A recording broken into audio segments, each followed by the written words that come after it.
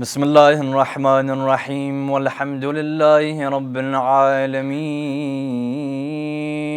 بارئ الخلائق أجمعين باعث الأنبياء والمرسلين والصلاة والسلام على أشرف الأنبياء وسيد المرسلين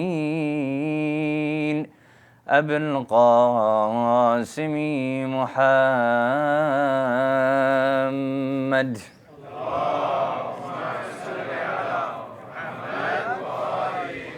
وعلى آله الطيبين الطاهرين المعصومين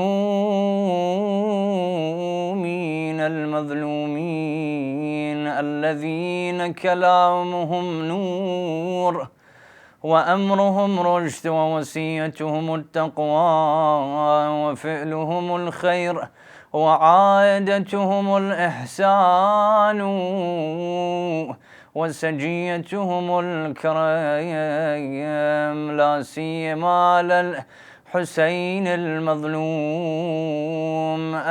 المقتول المجروح الأطشان المذبوح من القفا في يوم عاشوراء في أرض كربلاء بلا جرم ولا خطايا الذي غسله دمه وكفنه رمال كربلاء مقطع الأعضاء مسلوب العمامة والرداء يا ليتنا كنا معكم فنفوز فوزا عظيما. قال رسول الله صلى الله عليه وآله وسلم إن الحسين مصباح الهدى وسفينة النجاة. صلوا على محمد وآل محمد.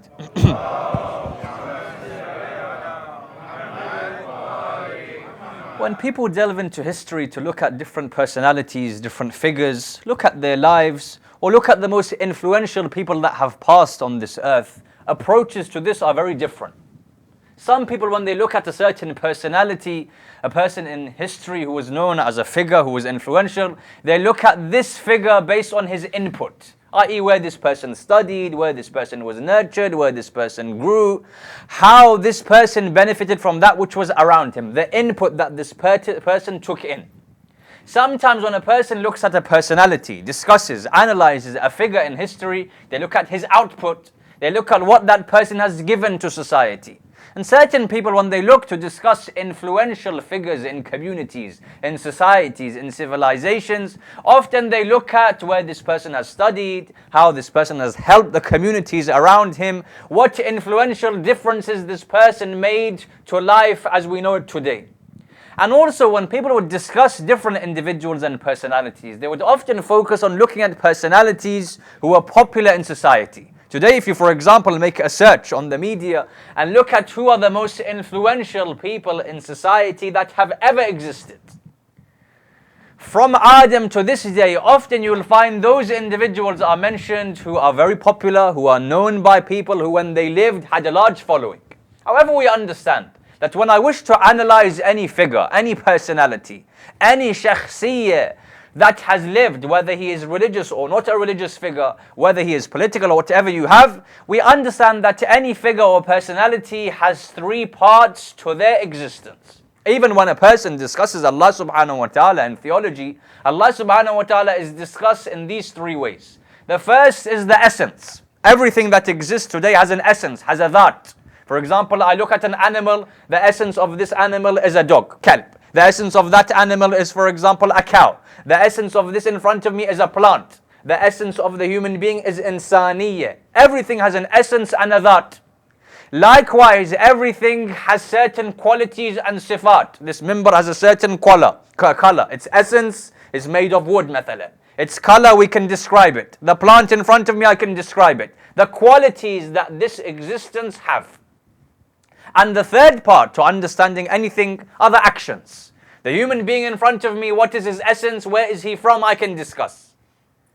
What are his qualities? Is he someone that gets angry very quickly? Is he someone who is pious? Is he someone who is patient? I can discuss. And what actions does that person perform? For example, he works in a certain place. He works in a certain industry. When I put all of these three things together, I can understand a holistic picture of a person's shakhsiyya and a person's personality. And even when in theology we discuss Allah subhanahu wa ta'ala, we discuss Allah subhanahu wa ta'ala's dhat and essence. We say that his essence, for example, is not compound, his essence cannot be seen, his essence is not limited. Then we discuss the qualities of Allah subhanahu wa ta'ala, his attributes. He has perfect knowledge, perfect power, and so on and so forth. And then we discuss the actions of Allah subhanahu wa ta'ala, the af'al. Allah subhanahu wa ta'ala is a creator, Allah subhanahu wa ta'ala is a sustainer. Therefore, these three dimensions form the part and parcel of anything that exists. For the last 8 years, alhamdulillah, that I have been blessed to serve Imam Hussain alayhi salam in Muharram, my habit is, Allahumma salli ala Muhammad wa that even though the nights as they pass by each day there's a different topic to discuss, the first night is always dedicated to the Master of Martyrs in some way. And that's why today I wish to analyze the shakhsiyya and the personality of Imam Hussain alayhi salam in these three ways. What was the essence of Hussain ibn Ali alayhi salam? What were his qualities given by Allah subhanahu wa ta'ala? And what were the actions that were performed by this individual? In order to understand the personality of Imam Hussain alayhi salam in these three ways, when it comes to that, and when it comes to the essence, one of the most famous riwayat that is discussed in this regard comes from the Prophet of Islam Muhammad sallallahu alayhi wa alihi wa sallam. As we know, the Prophet of Islam's father passes away before the Prophet of Islam is born. Amina, the mother of the Prophet of Islam, is pregnant with Rasulullah, and Abdullah, may Allah's peace and blessings be upon him, passes away. As for his mother, Lady Amina, she passes away whilst the Prophet of Islam is at the age of 6. They were traveling in a place by the name of Abwa, and in this place, Abwa, Amina was present, the Prophet of Islam was present, alongside Ayman. Ayman was a servant who served Lady Amina, may Allah's peace and blessings be upon her. She had come from Africa, she was a Muslim, and she worked in the house of Amina. When Lady Amina passes away, and the Prophet of Islam is at the age of 6, who takes him back from Abwa, back to Makkah al-Mukarramah? Who takes care of him during these formative periods of his life to such an extent that he says, she is Ummi ba'da Ummi. She is my mother after my mother, Ayman. Ayman was said to be the mother of the Prophet of Islam after Lady Amina. Why? Because during these formative periods of his life, when his mother passes away, Ayman takes care and nurtures the Prophet of Islam, and she was responsible for safely bringing him back to Makkah al-Mukarramah. Ayman then, during the life of the Prophet of Islam, when he gets married to Lady Khadija, he sets Ayman free. When he sets Ayman free, Ayman says, I would rather serve the house of the Prophet of Islam than be a free woman.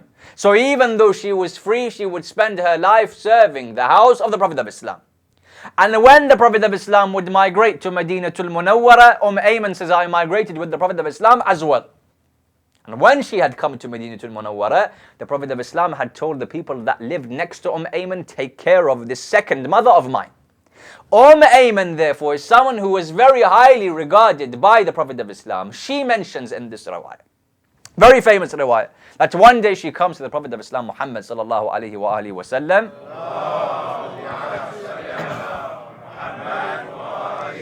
with tears in her eyes. The Prophet of Islam can see her very upset. She comes, she says, Ya Rasulullah, salaam alaykum. He says, wa alaykum as-salam, but she can't say anything more. And she's crying. The Prophet of Islam says, O Ayman, ya Ayman, I know what you have seen. Tell it to me, for what you have seen is not a bad thing. Often I see a dream. You know, a lot of the times the ulama and the shuyukh, most of their questions are of a certain type. A lot of their questions are, give me the analysis of my dream. Sometimes a person sees a dream, even though it may not necessarily be negative, I take it to be negative. If the dream is negative, the riwayat of Ahlul Bayt alayhim salam say that I shouldn't tell other people about my dream if my dream is negative. Something has happened in the dream that's not good, don't tell other people about that dream. If there is a good dream, I saw, for example, in my dream, I'm visiting Imam Hussain alayhi salam in Karbala, I can tell others. But if it's a bad dream, don't tell others. La tuhaddith. Ayman sees a dream. She thinks it's a very bad dream. She says, Ya Rasulullah, I can't. Rasulullah says, oh Ayman, tell me what the dream is. I'll tell you the ta'bir and the philosophy and the ta'wil of this dream, the meaning. She says, Ya Rasulullah, I saw that I'm in my house and you walk by. And it's an honor for me that you are in my house. You walk by. As you walk by, a piece of your flesh falls into my lap. And the dream finishes. So I worry, Ya Rasulullah, that what have I done in my life to upset you and hurt you, or what will I do soon to hurt you to such an extent that a part of your flesh will fall off into my lap. She saw it to mean I've done something to hurt Rasulullah, that a part of his body has broken off, he's injured. Ayman says, the Prophet of Islam says, Ayman, you haven't understood.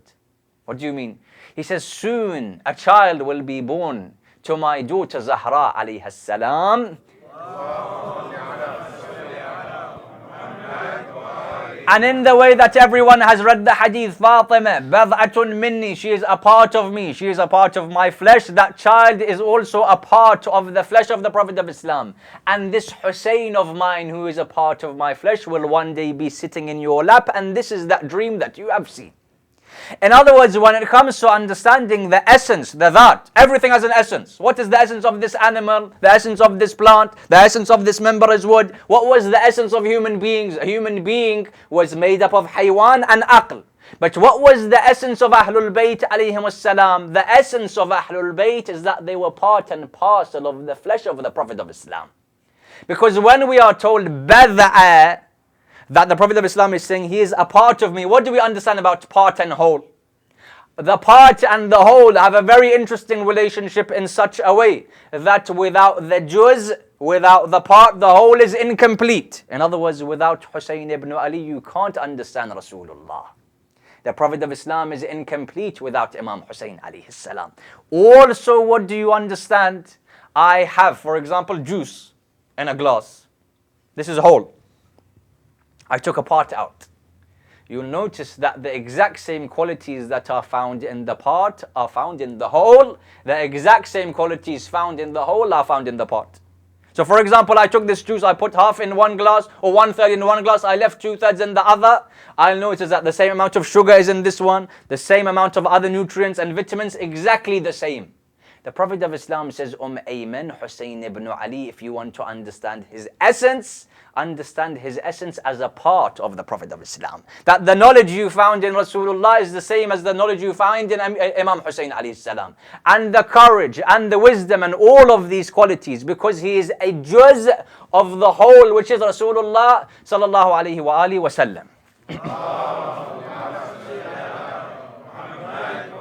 But when it comes for me to understand the that and the essence of Ahlul Bayt alayhimus salam, people have a question. They say, look, I see them to look like me. I have 2 eyes. I was told Amir al-Mu'mineen had 2 eyes. I have 2 hands. I was told Imam Hussain had 2 hands, 2 legs, everything like a human being.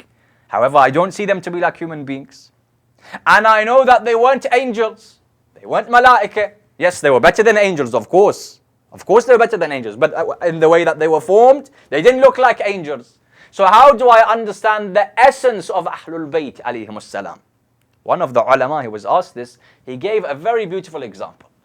He says, you've heard the riwayah that all of Quran is in Surah Al-Hamd. Yes, all of Quran in its context, in its material is in Surah Al-Hamd. And all of Surah Al-Hamd is in Bismillah, and all of Bismillah is in the ba, and then the dot and so on. In other words, this ba has all of Quran.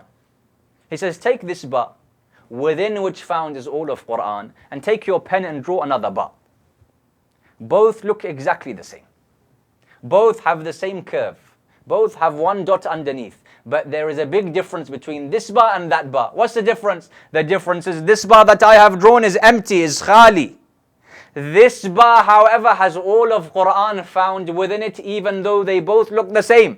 In the same way, I have 2 eyes, I have 2 ears, I'm a human being. You can say that they are insan like me, but there's a big difference because within that insan is all of Quran, within me is nothing.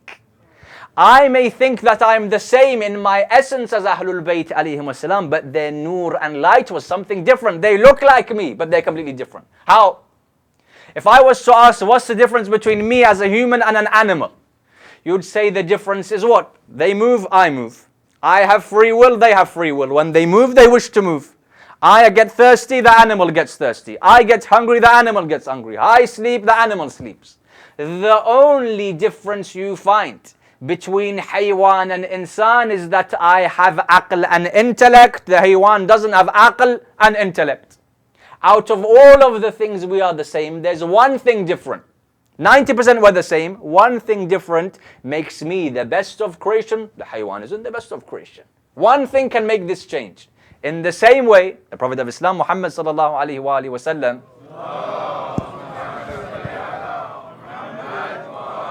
about him, Quran says, "Basharun mithlukum yuha ilay." Innama ana basharun mithlukum. I'm a human being like you, except I gain wahi and divine guidance. Now we understood. They may look like just me and you, but in the way that one factor, aql, can make the difference between insan and haywan, one factor, wahi, can make the difference between Ahlul Bayt and a normal person like me and you. Divine guidance that's given to Ahlul Bayt alayhim wasalam gives them this dhat and this essence for which Amir al-Mu'mineen says, bring us higher than insan but lower than Allah subhanahu wa ta'ala. Lower than God but higher than the normal insan. This was the dhat of Hussain ibn Ali alayhi salam. When it then comes to the second part of the analysis, which were the qualities of different types. Certain qualities are the qualities that I have naturally, that I express, that are part of my existence, of my character. One person, he's born, he's very funny. He's very charismatic. Another person is very quiet. A third, naturally, is very generous. There are certain qualities you don't have to teach an insan. He's born with these natural qualities within him. So certain qualities, certain sifat and attributes I naturally have. Certain qualities and attributes I'm given by the people. This person is a qadi, is a judge. This is his quality. But when he was he born as a qadi? No, we gave this quality. This person is imam of jama'ah. This is a quality also that was given. Not a quality naturally that that person had. Likewise, when it comes to Imam Hussain alayhi salam, I can see these two types of qualities. Those qualities that were part and parcel of his soul and nafs and character, and those qualities that were given by Allah subhanahu wa ta'ala. There were certain things that Allah subhanahu wa ta'ala gave no one, no prophet, no imam, but gave to Imam Hussain alayhi salam. So what were those qualities that were part of him? You will find many. And what were those qualities that were given by Allah subhanahu wa ta'ala? Just to mention a few. When a person looks to describe the greatest quality and sifa of Imam Hussain alayhi salam, what would it be? Okay, there are akhlaqi issues and this and that, but when you look through the books of Maqtal, this is also a discussion that people can have, and ulama have had this discussion, that look through the Maqtal, the story of Karbala, and extract all of those points of akhlaq, of aqaid, of spirituality that are found from that story. Sometimes I read, this happened on the day of Karbala, that happened on the day of Karbala, but I don't understand anything. I read, I'm sorrowful, I cry. Alhamdulillah. Very good. But sometimes also when I read and I cry, and afterwards I look, I can find certain gems from the jewel of Imam Hussain alayhi salam. Certain jewels of his character that otherwise I wouldn't have realized. Like what?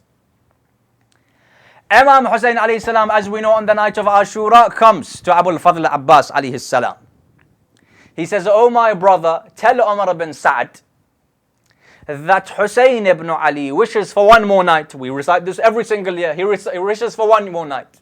Now, if a person who didn't know the shakhsiyah of Imam Hussain alayhi salam had read this in the books of Maqtal, he would have thought he's scared for death, but he knows he's got no other option. So he says, one more night, delay it. Or he wishes to spend time with his family, or he wishes to enjoy the fruits of this world for one more night, or.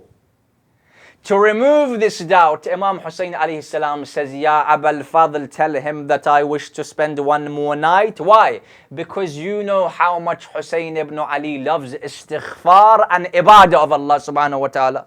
So no one could have a doubt. The reason why I wish to delay is so that I can do ibadah. Then he mentions one line. Within this line, you find the greatest quality of Imam Hussain alayhi salam. He says, tell him all of these things. Why? لَعَلَّنَا نُصَلِّي. A person read it, he went past. A person stopped and pondered. Perhaps we may pray tonight. Did you understand? Tomorrow I'm going to go here. Tomorrow I'm going to recite the majlis. Tomorrow I have to leave early. Tomorrow I'm going to travel, for example, to Karbala. All of these are things that come from my tongue. Hussein ibn Ali doesn't say, Ya Abul Fadl, tell him that we want one more night because I will pray. He says, no, everything I have is in the hands of Allah subhanahu wa ta'ala. A person who is in the ocean of ma'rifah drowned doesn't say, I'll pray tonight. Says, perhaps Allah subhanahu wa ta'ala will allow me to place my head in sajda towards him tonight. There was a difference. There was a difference in this ma'rifah. The greatest quality of Imam Hussain alayhi salam is that he is drowned in the ma'rifah of Allah subhanahu wa ta'ala. Perhaps I will pray. Insha'Allah, if the tawfiq comes, Allah subhanahu wa ta'ala will allow me to spend time in his ibadah in this night. This was the quality that was part of his nafs and soul. However, there were also qualities that Allah subhanahu wa ta'ala gave him that no other imam or prophet was given. For example, a person reads Ziyaratul Nahiyah. Ziyaratul Nahiyah, as we know, one of the names of Sahib al-Asri wa Zaman, Ajillahu ta'ala Farajul Sharif.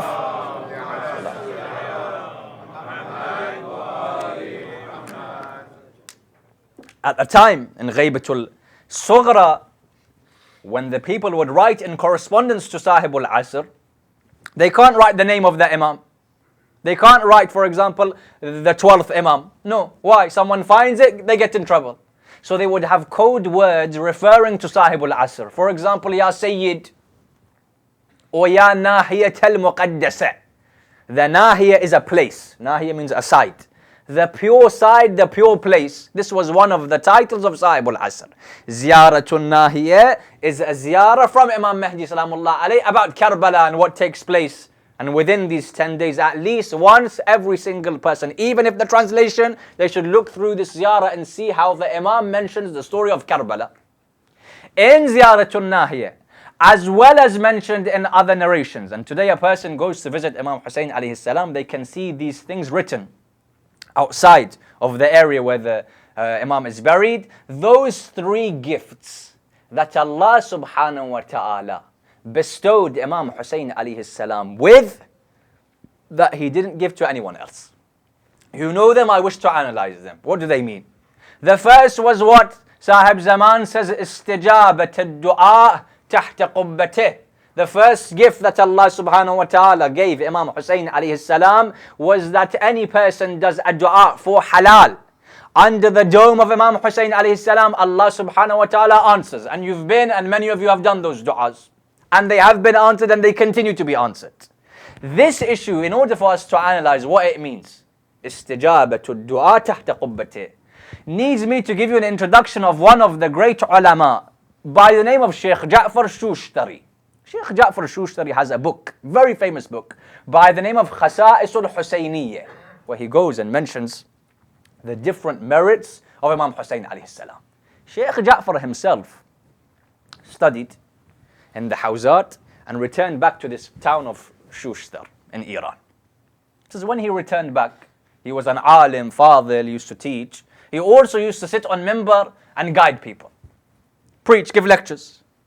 The problem, he says, that I had, Sheikh Ja'far, says I would sit on minbar. Yes, off the minbar I have a good memory, I'm able to analyze, I'm very intellectual. On the minbar, he was unable to remember things without having notes in front of him. Even today we have certain people, they need notes. He says, yes, I had to have a book in front of me. So I would sit on the minbar. It would come, for example, the first 10 days of Muharram.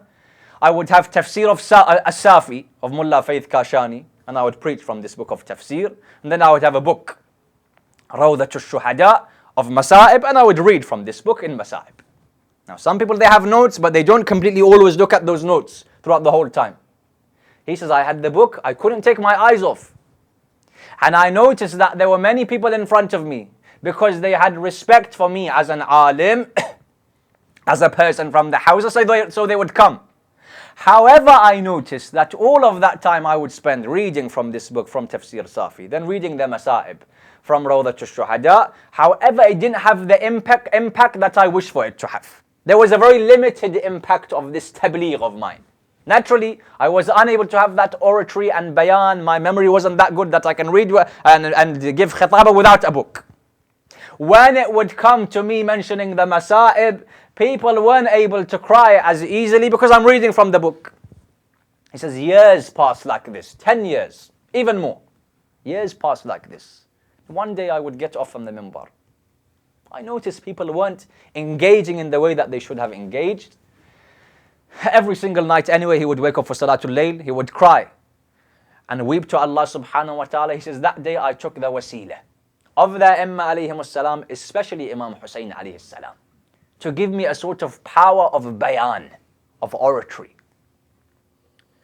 The story mentioned by Muhaddith Nouri, one of the very reliable ulama, doesn't mention whether he was asleep or awake. It could be in between, half asleep, half awake, during the time of Salatul Layl. He says, I saw in front of my eyes. That time in Karbala. And it's the 10th of Muharram. And I saw in front of me there was the army of Umar bin Sa'd and Yazid and Shimr. And on the other side there were a few tents of my master Sayyid al-Shuhada. He says, as soon as I saw this, I ran towards the tent of my Imam and I entered in. I asked for permission to enter. He says, come in.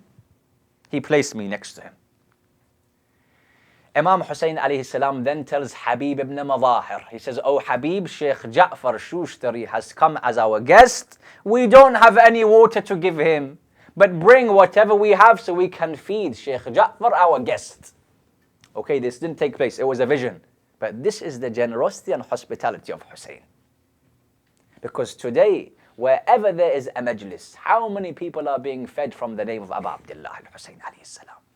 How much generosity is there from the name of this man? He says, tell Habib ibn Madahir to bring something for our guest Sheikh Ja'far. Sheikh Ja'far says, I was given some sort of flour mixed with oil, type of dish that they have, and I tasted it in my mouth. As soon as I tasted it, I tasted the sweetness go down my throat, and I came out from that vision, and my eyes opened, and I saw him back in my house. He says, from that day forth, whenever I sat on the minbar, you can ask the people of Iran and the ulama what type of alim Sheikh Ja'far was when he would sit on the minbar. He says, never did I need anything in front of my eyes. Imam Hussain alayhi salam had given me a very strange and ajib power of khitaba, that he became one of the greatest lecturers and reciters of Masa'ib of Imam Hussain alayhi salam. This is Sheikh Ja'far. Sheikh Ja'far writes a book, Khasa'isul Husayniyah. As I said, mentioning the merits of Imam Hussain alayhi salam. I said, what is the first quality given by Allah subhanahu wa ta'ala? Istijabatul du'a tahta qubbati. Du'as under his dome are answered. Sheikh Ja'far said, I read the riwayah from Imam Sajjad alayhi salatu wassalam. Allahumma salli ala Muhammad wa ala where Imam Sajjad mentions to one of his companions that go to the shrine of Imam Hussain, go to the grave, and any dua under the dome is answered. Sheikh Ja'far said, I read this, and I said, this riwayah, even if it has a strong chain of narrators, cannot be true. The companion has made a mistake, someone else has made a mistake. I said, why? He said, because when Imam Sajjad alayhi salam tells that companion, go to the grave, and any dua under the dome will be mustajab, there's no dome there in the first place. There's no shrine, there's no dhari, there's no dome. So either the companion has made a mistake, someone misheard it, someone wrote something else, it can't be true. This is what he said. He says, I don't think this can be true, because at that time, how can Imam Sajjad said, go there and ask dua under the dome? He says, then I read and I researched more. When we say under the dome, the du'as are answered, which dome? What is the dome? He said, I read more and more and more until I found one hadith which explained this hadith about the dome from the Prophet of Islam, Muhammad sallallahu alayhi wa alihi wa sallam. Where the narration said the Prophet of Islam says surrounding the dome of Imam Hussain alayhi salam, surrounding the grave of Imam Hussain alayhi salam, Allah subhanahu wa ta'ala has placed a dome and a qubba of nur and light. Even if the shrine isn't present, the dome today we see isn't present, Allah subhanahu wa ta'ala says, I have placed a qubba of nur. Whoever does dua under that qubba of nur, Allah subhanahu wa ta'ala answers that dua. So let any person come and try and destroy the grave of Imam Hussain alayhi salam. He can destroy that dome, he can never destroy the dome of light that Allah subhanahu wa ta'ala has placed. When we said istijabatul dua tahta qubbati, this was the qubbatul nur that Allah subhanahu wa ta'ala has placed. This was the first. The second quality that we know that was given was ash-shifa fi turbati. Allah subhanahu wa ta'ala has placed shifa for amrad, for my illnesses, in the turba and the dust and the clay from the grave of the Imam Hussain alayhi salam. Why? Because in Sharia, it is not allowed for me to eat any dust from any person's grave. Any clay or dust or turab to consume is haram. Except for in the case of Imam Hussain alayhi salam. Said Khou'i had a certain ihtiyat. He said if a person is unwell, others said you can just take a bit. Said Khou'i says you mix it in with water and you drink that water which has the clay. But out of anyone, it is haram except for Imam Hussain alayhi salam. In fact, they say, what do you mean by illness? When we say shifa, a person, for example, has a problem with his heart. He has a physical problem that he has. He took the shifa, he took the turba, he gained shifa. This was one. Other ulama say we don't just speak about amrad jismani or the physical illnesses that a person has. In fact, certain ulama says a person has the illness of hasad. The person has the illness of arrogance. It's an illness.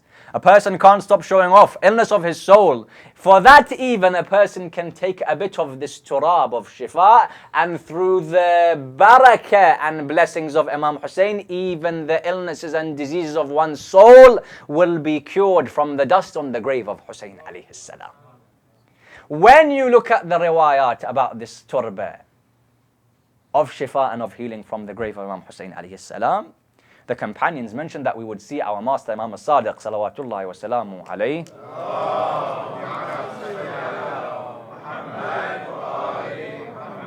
for the love of Abu Abdullah al-Hussain alayhi salam recite a second salawat.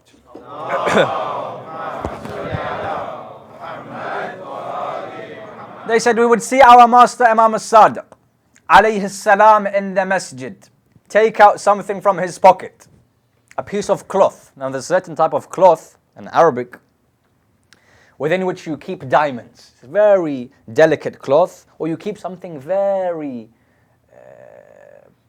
something which has a very lofty price. He says, I took this out. They saw that the Imam has taken out this piece of cloth. He opens it. He places it in front of him. When he prays, this piece of cloth is in front of him. We tried to look what was inside. We saw scattered were pieces of dust and clay. After he finished his salah, we came to him. We said, Ya Abu Abdullah, Ya Ayyuha Sadiq, what is this that you have kept in this precious piece of cloth? He said, this is the khaq and the turba from the grave of Imam Hussain alayhi salam. That I keep it with me at all times. And he would spread it out into pieces and do sajda on that. Then he mentions this in the riwayah. And I've heard ulama that said, when they would mention this riwayah, that this statement of Imam Sadiq alayhi salam, we can't understand. We don't know what he means. We can't fathom what he was trying to say.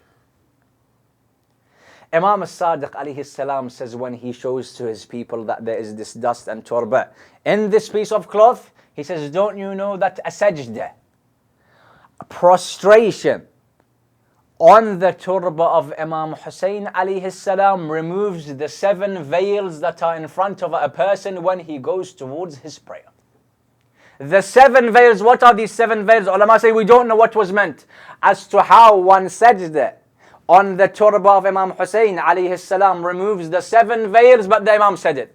They say why, for example, is tawaf around Kaaba 7 times to remove these 7 veils. That's as I do 1 tawaf, 1 of these veils and hujub is removed. Sa'i also is 7 times.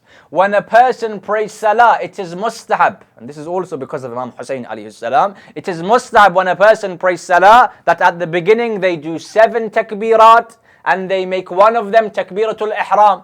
So I do 7, let's say 6 are normal, and the last one I take as takbiratul ihram. Why? Each of these removes one of the veils. What veils? We don't know. Imam Sadiq alayhi salam says sajda on the turba of Imam Hussain alayhi salam removes the 7 hujub that are in front of a person's eyes. When you see this, you understand something very interesting. When it came to tawaf, 1 tawaf removed 1 veil. I had to do 7 tawaf to remove 7 hujub. In the same way, 1 takbir removed 1. However, 1 sajda on the turba of Hussein removes 7 of these veils without me needing 7 of these prostrations. Imam Sadiq says 1 sajda removes these veils between an abd and ma'bud Allah subhanahu wa ta'ala. This was the second. No one else was given turba of shifa except for Hussein alayhi salam. And the third was what? Al-a'imma fi dhurriyyatih. The third quality that Allah subhanahu wa ta'ala gave to Imam Hussain alayhi salam is that he placed the Imma alayhi salam in his lineage. A person wanted to ask about this. Why? He came to Imam Sadiq alayhi salam. He says, Ya Abu Abdullah, why is it that Allah subhanahu wa ta'ala placed the Imma in the lineage of Imam Hussain alayhi salam and not Imam Hassan? On one occasion he was asked, the Imam replied, look, Musa and Harun, brothers. Who was older? Harun was older, Musa was younger. Both of them prophets of God. Allah subhanahu wa ta'ala placed nubuwwah in the lineage of Harun, not in the lineage of Musa. Why? He says, I don't know, Ya Ibn Rasulullah. He says, it's not for you to know. Certain things are part of the hikmah and wisdom of Allah subhanahu wa ta'ala, and it's not for certain people to ask. It seemed that that person who asked didn't have the capacity to understand the answer. So the Imam answered him this way. In another riwayah, when it was asked, why did Allah subhanahu wa ta'ala place the A'imma in the lineage of Imam Hussain alayhi salam? All A'imma, all Ahlul Bayt, as I said, have the perfect level. Kulluna fil fadli sawa. Perfect level of knowledge, of piety, of proximity to Allah subhanahu wa ta'ala. Yes, they differ in authority. One is the grandfather Rasulullah, the other, for example, are the grandchildren. But in the other qualities, they are the same. The Imam replies, it's not that Imam Hussain is better than Imam Hassan. No, the fact is that Imam Hussain had gone through one thing that none of the Imam had gone through, which is why Allah placed Imam in his progeny as a gift. What? His knowledge is the same as the knowledge of Imam Hassan. In fact, Imam Hassan would be Imam in the Salah and Imam Hussain would pray behind. He's the older brother. The thing is that Allah subhanahu wa ta'ala gave Imam Hussain an imtihan and a test that he didn't give any other Imam. All A'immah went through imtihan. All infallibles went through trials and suffering and tribulation, but none of them went through the trials of Hussain alayhi salam.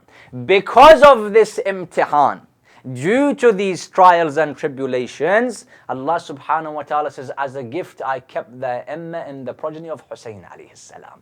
This is in relation to those 3 qualities, which is the second part of our discussion, the qualities and sifat. The third part of the discussion then comes the actions of an individual. For me to understand who he is, I need to see his actions. And what greater action do I see in the life of Hussein than a person whose blood, when it is spilled, is blood that spills to save Tawheed. And whose flesh, when it is cut into pieces, that flesh is cut into pieces to save Risala and prophethood. The bones and the body that is broken and trampled is a body that was trampled to save infallibility and imamah and leadership. When I see the qualities of Hussein, I need to see just this, shahada. The Prophet of Islam says, Ya Hussein, inna laka fil jinani la darajatin la tanaluha illa bil shahada. Allah has given you certain qualities in the akhirah, Ya Hussein, that He would never have given to you unless you had become shaheed and become a martyr. In regards to the shahada of Hussein, if a person wants to look at the actions of Imam Hussain, they can look at his generosity. They can look at what he did whilst in Madinatul Munawwara. They can look at what he did whilst going towards Karbala. All of these are mentioned in the books of history. The qualities of Imam Hussain through his action. But shahada, by far is the greatest. Of the things that he has given, this shahada was the greatest. And often I quote here, when it comes to look at the philosophy of this sacrifice, I quote here one of the examples that one of the ulama had given. To understand the sacrifice of Hussein alayhi salam. Because someone who doesn't believe in this person as an imam, or he doesn't take Allah subhanahu wa ta'ala as Lord of the worlds, may read this story and take something else from his mind. For example, he reads that the followers of Ahlul Bayt believe that an imam is aware of when he's going to die. He knows that he's going to die. Amir al-Mu'mineen alayhi salam is aware. His daughter Kulthum says, why are you going then to the masjid? He says, La mafar min qada'illah. There's no running away from that which has been destined by Allah subhanahu wa ta'ala. In the same way, Imam Hussain knows that he's going to be killed in Karbala. He knows that Allah subhanahu wa ta'ala, inna Allah yara, or yasha, an yarake qatila. Allah wishes for you to be killed, and He wishes for your women to be made captive. He knows this. Someone reads that he knows that this is going to take place. Why then does he go to that place? Isn't this him going towards his own destruction? Someone may think of this. The answer is very beautiful to understand this sacrifice. The example that is given is that two people are walking. They're walking in the field, speaking to one another. Next to them is a train track that goes through the countryside. They live 15 or 20 minutes away from this place. They know the area very well. As they're walking, they get to a part where this train track goes across a bridge. And underneath there is water. There's a very large drop. As they're walking, they get to the bridge. They notice that half of this bridge has been broken. Half of this track has broken. So what's going to happen? They know that 20 minutes away, there's a train. It comes every single day, for example, at 2 p.m. It passes this place at 2 p.m. every single day. It's 1:40. And I know that when this train will get here, the driver will not be aware that this track has broken, the bridge has broken, and an accident will take place, and every single person in that train will die. I know it. The fall that will take place, every single one will die. So what do? They start walking backwards. Let's go back and find this train. Let's find this driver. They walk back to try and meet the train midway. They see the train, for example, is a few hundred meters away. One of them says to the other, there's a few options we have. Either as this driver is going, I wave to him. I throw, for example, a pebble on his window. Stop, stop, stop. He's not going to stop. Or I stand in front of this train. As soon as he sees me, what will he do? As soon as he will see me, he will press the brakes to stop, not to kill me. I'm going to stand a bit far away, but as soon as he sees me, he's going to stop. Either he will stop in time and I will live, or he won't be able to stop in time and I will die. If the second happens, you run towards the driver and tell him that this person hasn't committed suicide. Rather, he has protected all of the 200 people in the train from dying and going towards their death. In the same way, Imam Hussain alayhi salam says, I realized that Banu Umayyah and Yazid had broken this track that was the track of Islam, that was the path to Allah subhanahu wa ta'ala. I go to Karbala. When I go to Karbala to speak against injustice, to speak against in support of human values, I may be killed. If I am killed, it is the job. That second person, it was the job of that second person to go and tell the driver this person has not committed suicide. He has saved all of the people in this train. In the same way, he says, it was the job of Zainab al-Kubra. Tell the people, Hussein has not committed suicide. Hussein's sacrifice has saved the iman of every single believer till the day of Qiyamah.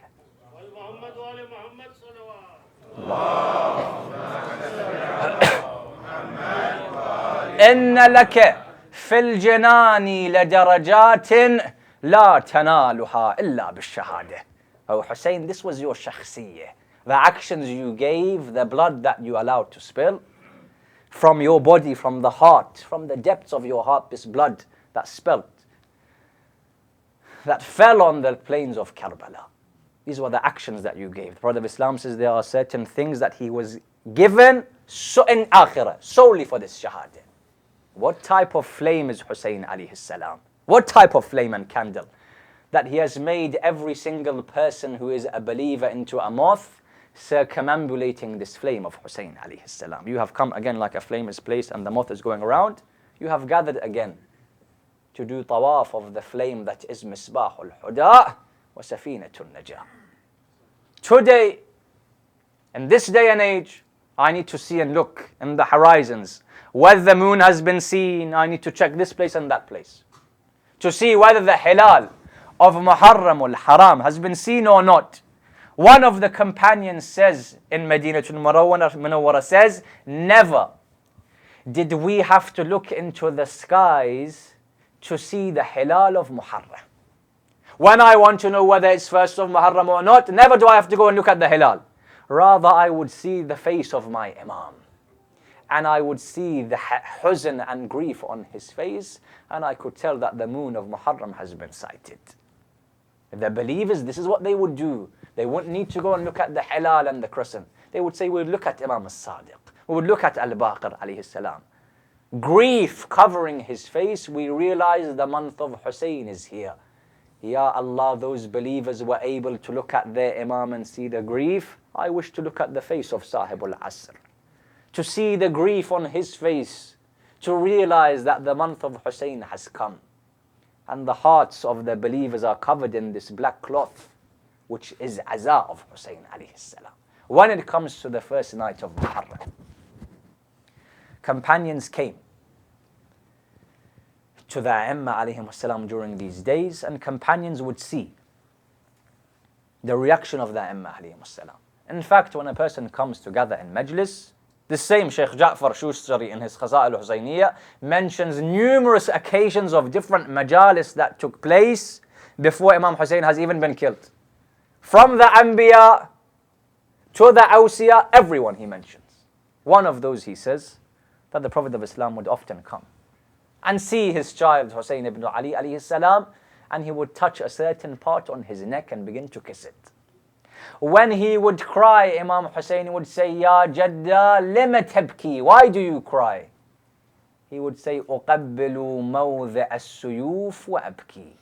Why do I cry? Because I touch this place where the knife of Shimr bin Dhil Jawshan will fall, and I cry.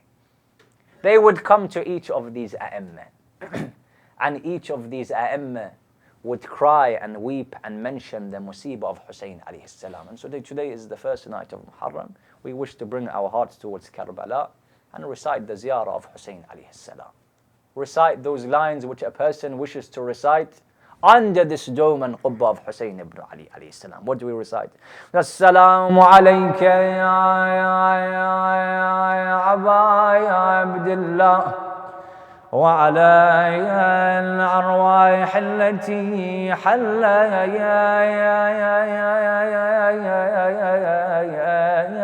بفنائك عليكم مني جميعا سلام الله أبدا ما بقيت وبقي الليل والنهار ولا جعله الله آخر العهد مني لزيارتكم. السلام على الحسين وعلى علي بن وعلى أولاد الحسين وعلى أصحاب الحسين. One of the poets says, I came to Imam as-Sadiq, I recited some poetry for my Imam. Imam said, recite for me some more poetry, but first the Imam bought for a covering وأجلس عائلته تحت الستار. He bought for a covering in Medina in his house. He told his family members to come and sit behind this hijab and covering. The companion, the poet says, I sat in front of my Imam. The riwayah says he recited 2 verses of poetry. He says, Maryam, ya Maryam, qumi wandubi mawlaki. وعلى الحسين اسعدي ببكاكي. Oh Maryam, stand and lament for Hussein and raise your cries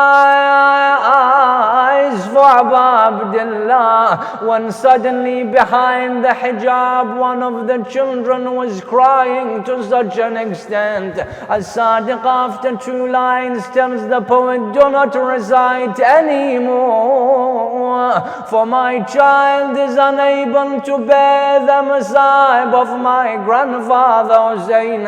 I say, your child didn't even see the khatib. Your child heard 2 lines of poetry and was unable to bear it. What about the child that says, I saw the head of my father covered in blood?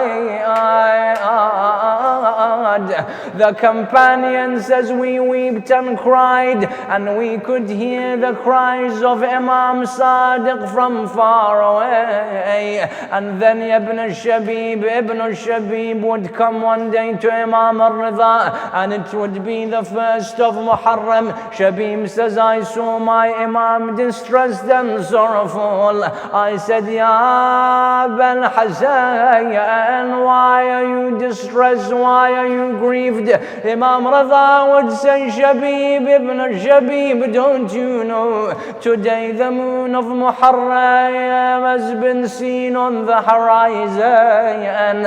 And then he would mention those famous lines where he says, Ya Ibn Shabib, in kunta bakiyan ala shay'in fabki li jaddi al-Hussein فإنه ذبح كما تذبح الشاة.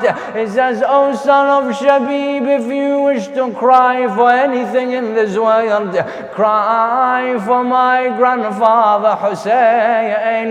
Then Imam doesn't say because he was killed, no, he says because he was slaughtered, like someone would slaughter a goat. Why? Because when someone slaughters a goat, they don't think twice about killing this goat. They didn't think twice about killing Abu Abdullah. A 3rd person says, I came to Imam al-Ridha on one occasion. Imam al-Ridha was sitting down. The person was called forward. He was by the name of Di'bal al-Khuzai. Di'bal says, I came and entered into the gathering. The Imam told me to come forward. I sat next to Imam al-Ridha. Di'bal was asked, Di'bal, the famous poet, was asked by Imam al-Ridha, have you bought anything for my grandfather Hussein to recite? He says, of course, Ya Abul Hasan, I have bought lines of poetry mentioning the tragedies of Ahlul Bayt. And then Di'bal in front of Imam Ridha mentions those famous lines. What does he say? Di'bal says, مدارس آيات خلت من تلاوة ومنزل ومنزل وحي مغفر العرسات ديار علي والحسين وجعفر وحمزة والسجاد ذي الثفنات. Di'bal would say those houses where wahy and revelation would come down, the houses of Ja'far and Hamza and Hussein and Sajjad. He says these houses where Jibreel would ask permission to enter. Now all of these houses have become empty of all of these individuals. And Di'bal would say, Afatimu ya ibnat al-khayr, qumi me when to be نجوم سماوات بأرض فلاتي. De'bal would say, Ya Zahra, stand and cry for the stars that have been scattered on the ground of Karbala. And then De'bal would come and say, قبور بكوفان وأخرى بطيبتين وأخرى بفخ لها صلواتي وقبر ببغداد لنفس زكية. De'bal would say, and there are those buried in Medina, and there is the one buried in Najaf, and the one buried in Karbala. And then De'bal would say, and there is the one buried in Baghdad. And then Imam Rida says, oh De'bal, can I give you that which will be tamam qasidatik, that which will perfect your poetry? De'bal says, yes, ya Imam. Then Imam says, وَقَبْرٌ بِطُوسٍ يَا لَهَا مِنْ مُصِيبَةٍ. He says, and De'bal, and there is worried one buried in Tus away from his family members. De'bal says, I have heard of the one in Najaf and the one in Karbala and the ones in Medina and the one in Baghdad, but which of Ahlul Bayt is in Tus, is in Mashayad? Imam Rida says, when I die, Ghareebul Ghuraba, I will be buried in Tus. Then the riwayah says, Imam begins to mention the way in which he will be killed. As he is mentioning, one of the companions comes running, says, Ya Abul Hussain, please stop mentioning how you will die and pass away. Imam Rida says, why? The companion says, because your sister heard you mentioning their years and she was unable to bear it, that she has fainted. I say, Ya Ukhtan Rida, you just heard the Masa'ib of Rida and you fainted. Zainab says, I saw the body of Hussein covered in blood, yet Zainab didn't die.